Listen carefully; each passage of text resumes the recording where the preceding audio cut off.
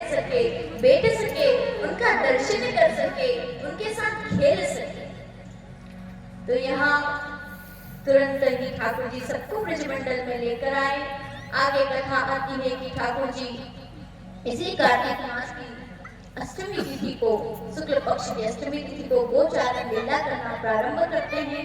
आज हमारे वत्सपाल गोपाल बन जाते हैं और गोपाल बन करके गोचारण करने के लिए जाते हैं। वन में धेनुकासुर, प्रलंबासुर आदि दैत्यों का, वरिष्ठासुर का वध भी भगवान करते हैं। फिर एक बार भोजन की लीला आती है कि ठाकुर जी के साथ सब ग्वाल बाल सखा बैठे होते हैं और कहते हैं, लाला अरे कान्हा, आज तो चलते चलते बड़ी दूर आ गए, थोड़ी भूख लगी है। सोई ठाकुर जी ने कही कि एक काम करो, यहाँ से थोड़ी दूरी पर क्या है, एक ब्राह्मण यज्ञ कर रहे हैं, उनके पास जाओ, भोजन की याचना करना। गए, सब उनके घर जैसे ही पहुंचे तो सबने कहा भोजन करना है। ये ब्राह्मण देवता से जानकर कहने लगे, हम कृष्ण बलराम के सखा हैं, भोजन की याचना करते हैं। अच्छा, हे भूमि देवा शरदो कृष्णस्यादेश कारिणा, हम श्री कृष्ण की आज्ञा से यहाँ आए हैं। बोले अच्छा, कोई भोजन नहीं दिया, कोई जवाब भी नहीं दिया। तो उन्होंने कहा कि हे श्री कृष्ण, क्या बात करते हो तुम? उन्होंने तो, ब्राह्मणों ने तो हमें जवाब तक नहीं दिया, उत्तर भी नहीं दिया, भोजन तो दूर की बात। कृष्ण बलराम ने कही, अरे लाला, तुम वहां क्यों गए? तुम्हें कहाँ जाना चाहिए था? तुम्हें जाना चाहिए था यज्ञ पत्नियों के पास। ब्राह्मण देवता की पत्नियों के पास में जाते तो भोजन मिलता। अरे भैया, तेने पहले क्यों नहीं बताई? अब सब दौड़ दौड़ करके किसके पास गए हैं?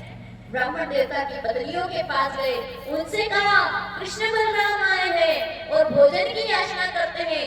ये कि पत्नियों ने तुरंत ही भोजन बनाया है और ठाकुर जी के लिए लेकर के चली।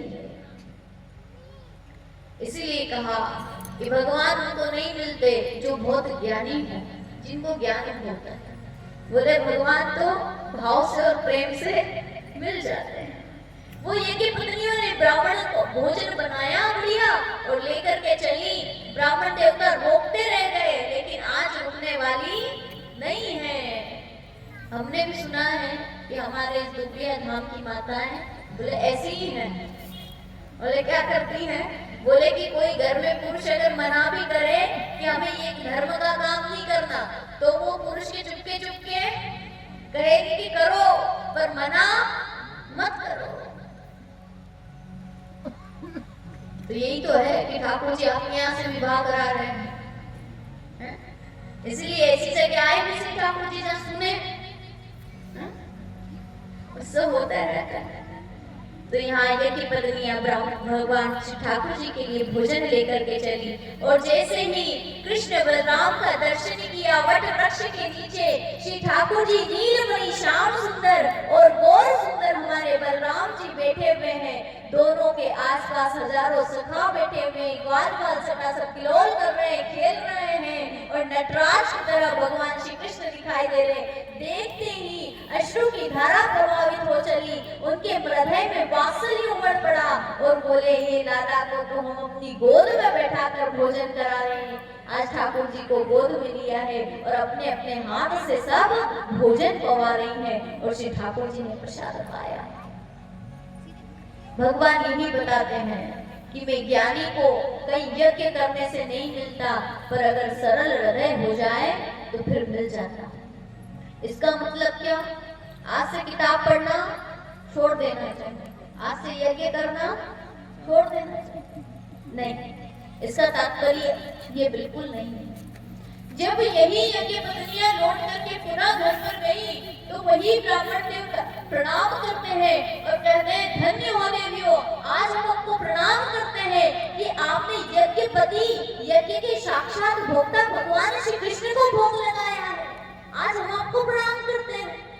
और जैसे ही वो प्रणाम करने लगे तब वो तुरंत कहने लगी कि हे प्रभु, आपके इस यज्ञ के कर्म है कि आज हम साक्षात श्री कृष्ण का दर्शन कर सके।